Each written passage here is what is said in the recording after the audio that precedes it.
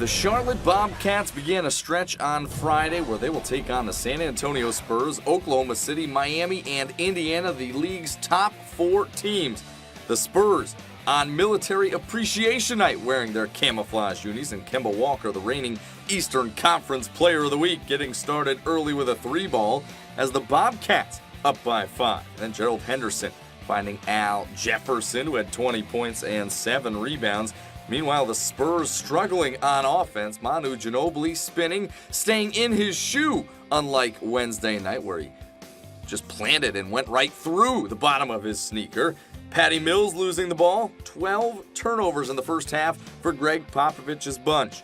Gerald Henderson, meanwhile, beats the shot clock with a fadeaway jumper. 41-31 in favor of Charlotte, but the Spurs cut into the lead before halftime. Kawhi Leonard helping the Spurs end the half on a 7-0 run to make it 45-41 Charlotte. Who better to ring in Military Appreciation Night in San Antonio than the Admiral, David Robinson, on hand. Meanwhile, a milestone for Tim Duncan. That rebound gives him 13,749 in his career, passes Akeem Olajuwon for 13th all-time. Meanwhile, Manu Ginobili thinks the referee is one of the Spurs.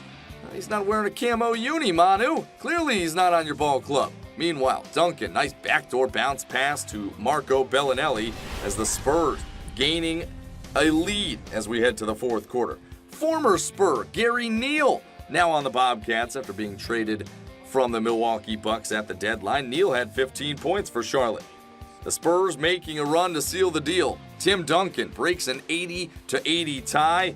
He had 17 points and 16 rebounds. And then Bellinelli off the feed from Timmy D, knocking down a 3-ball. Bellinelli had 14, 5-point game, and then it's Manu's turn. Puts on the brakes, redirects, and gets to the bucket plus the foul. The Spurs end the game on a 12-2 run to win 92-82. The Bobcats now 0-8 against the NBA's top 4 teams.